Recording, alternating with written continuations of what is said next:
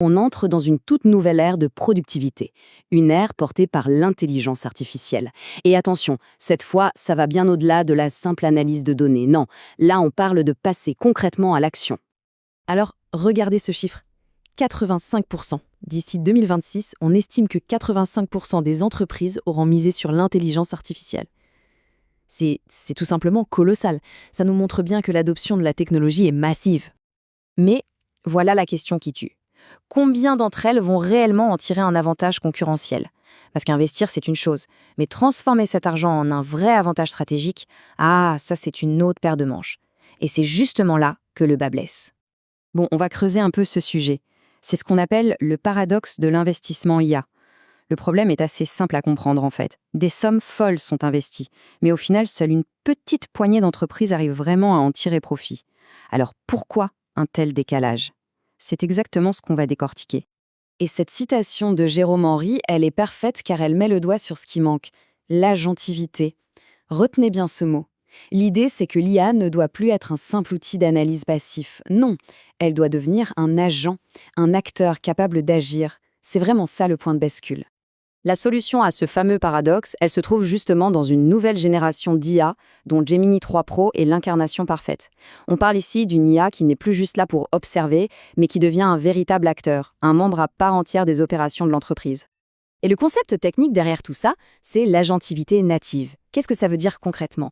Eh bien, c'est la capacité de l'IA à non seulement comprendre et décider, mais surtout à agir directement dans les outils de l'entreprise, que ce soit l'ERP, le CRM, pour exécuter des tâches. C'est ça, le vrai changement.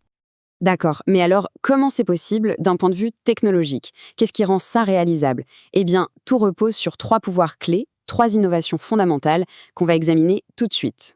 Voilà, les voici, ces 3 ruptures technologiques. On a l'hypermultimodalité, l'agentivité native, on vient d'en parler, et enfin, la gestion d'un contexte qu'on qualifie de massif. Alors, premier point, l'hypermultimodalité. En gros, c'est la fin de l'IA qui ne comprend que le texte. Maintenant, elle peut tout fusionner. Imaginez un peu le scénario.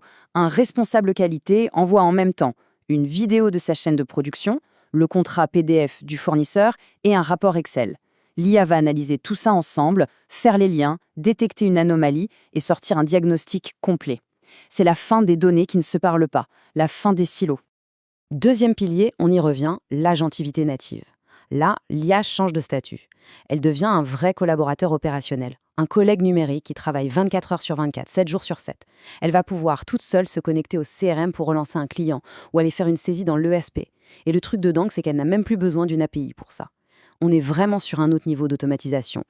Et enfin, le troisième super pouvoir, le contexte massif. Qu'est-ce que c'est? C'est sa capacité à ingurgiter et à traiter des volumes d'informations absolument gigantesques. Pensez à des milliers de pages de rapports financiers et de documents juridiques. L'IA peut tout lire et surtout maintenir une cohérence parfaite dans son raisonnement d'un bout à l'autre.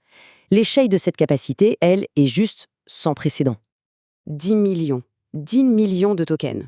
Pour se faire une idée de ce que ça représente, c'est comme si l'IA pouvait lire d'une traite l'équivalent de 1500 livres de la collection de la Pléiade. Tout ça en une seule fois, en comprenant les liens entre chaque page. C'est un volume d'informations qui était totalement hors de portée des modèles précédents. Et pour les analyses complexes, ça change absolument tout. Ok, la technologie est impressionnante, c'est clair. Mais concrètement, pour une entreprise, ça donne quoi? Quels sont les gains? Parce que c'est bien ça le nerf de la guerre. Et les résultats sont là, ils sont mesurables. Premier bénéfice, et il est de taille, des audits qui sont à la fois beaucoup plus rapides et beaucoup plus fiables. Pensez à toutes ces tâches de contrôle, de vérification, c'est souvent lent, manuel, fastidieux, eh bien l'IA s'en charge. Et le gain est juste spectaculaire. On parle d'une réduction qui peut aller jusqu'à 90% du temps passé sur les cycles de contrôle. Et, point super important, on ne sacrifie pas la qualité. Au contraire, la conformité réglementaire est même renforcée. Deuxième gros impact, le développement de logiciels. Pour les équipes techniques, c'est une révolution. L'IA devient un vrai copilote, un assistant qui peut aider à écrire du code, à le corriger, à le tester, à rédiger la documentation. Et le résultat, là aussi, il est tangible. On parle d'une réduction de plus de 40% des cycles de livraison. Concrètement, ça veut dire que les nouvelles fonctionnalités arrivent plus vite sur le marché et souvent avec une meilleure qualité. Et enfin, le troisième bénéfice, c'est un peu la vision ultime. L'organisation autopilotée. Imaginez, Gemini 3 Pro qui orchestre tous les outils, qui automatise des processus entiers de bout en bout, comme la gestion d'une commande ou le suivi logistique. Ça libère les équipes humaines qui peuvent enfin vraiment se concentrer sur les tâches à haute valeur ajoutée, sur la stratégie. Ce tableau, il résume tout de manière assez frappante. Que ce soit sur la taille de la fenêtre contextuelle, le niveau d'agentivité, le temps gagné sur les audits ou même le coût, l'avancée par rapport au modèle précédent est nette. Ce n'est pas juste une petite amélioration à la marge. Non, on est face à une véritable rupture en termes de performance. Mais attention, il faut être clair, toute cette puissance technologique ne sert à rien si on n'a pas une approche structurée.